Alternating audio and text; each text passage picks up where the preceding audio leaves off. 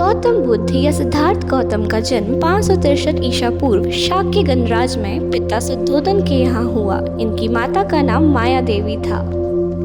उनके बहुत से उपदेश हैं। उनके उपदेशों में से एक उपदेश मैं एक छोटी सी कहानी के रूप में आप सबके समक्ष प्रस्तुत करने जा रही हूँ।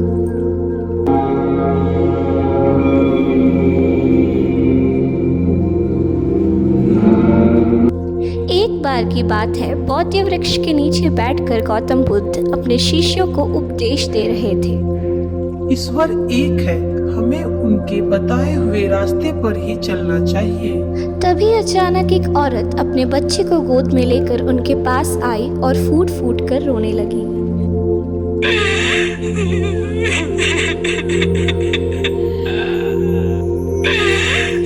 हे बुद्ध, मैंने सुना है आप तो भगवान के रूप हैं। ये मेरा इकलौता पुत्र है जिसे सर्प ने डस लिया है और इसकी मृत्यु हो चुकी है। इसके अलावा इस पूरे संसार में मेरा कोई नहीं है।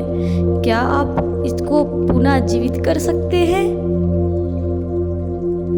अवश्य, मैं तुम्हारे पुत्र को पुनः जीवित कर सकता हूँ, परंतु तुम्हें मुझे एक मुट्ठी सरसों के दाने लाके देने होंगे। पर याद रखना, वो कुछ ऐसे घरों से होनी चाहिए जहाँ कभी किसी की मृत्यु न हुई हो। औरत बुद्ध जी की आज्ञा का पालन करने के लिए वहाँ के पास के गांव में जाती है। वह पहले घर में जाती है। वहाँ एक आदमी होता है। वो औरत उस आदमी से पूछती है, क्या आप मुझे एक मुट्ठी सरसों के दाने दे सकते हैं? जरूर, मैं तुम्हें एक मुट्ठी सरसों के दाने दे सकता हूँ। क्या आपके घर में कभी भी किसी की मृत्यु हुई है? अरे, ये तुम क्या कह रही हो? मेरा बेटा, बहू और उनके बच्चे सब अभी जीवित हैं। और आपके माता पिता? उन्हें गुजरे तो बड़ी साल हो गए हैं। वह दूसरे घर में जाती है और फिर पूछती है, क्या आप मुझे एक मुट्ठी सरसों के दाने दे सकते हैं? जरूर, मैं तुम्हें एक मुट्ठी सरसों के दाने दे सकता हूँ। औरत फिर पूछती है, क्या आपके घर में कभी भी किसी की मृत्यु हुई है? हाँ, पिछले वर्ष ही मेरे छोटे बेटे की मृत्यु हुई थी। ओह, मैं क्षमा चाहती हूँ, मैं आपके सरसों के दाने नहीं ले सकती। औरत ऐसे ही हर किसी के पास जाती है और ये बार बार पूछती है, क्या आप मुझे एक मुट्ठी सरसों के दाने दे सकते हैं? वह गांव का हर एक घर खोज डालती है और थक हार कर चौराहे पर आकर कहती है, क्या आप में से कोई ऐसा है जो मुझे एक मुट्ठी सरसों के दाने दे सकता है? लेकिन कोई भी उसकी मदद नहीं करता है।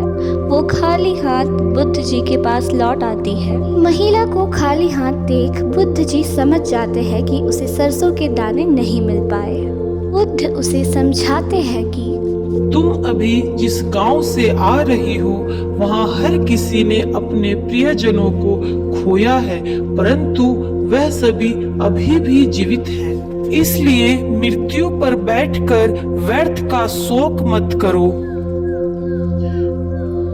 इसलिए हे बहन, अपने बेटे को लेकर जाओ और सम्मान पूर्वक इसका देह संस्कार करो। इतना सुनकर महिला बुद्ध जी को प्रणाम करती है और वहां से चली जाती है।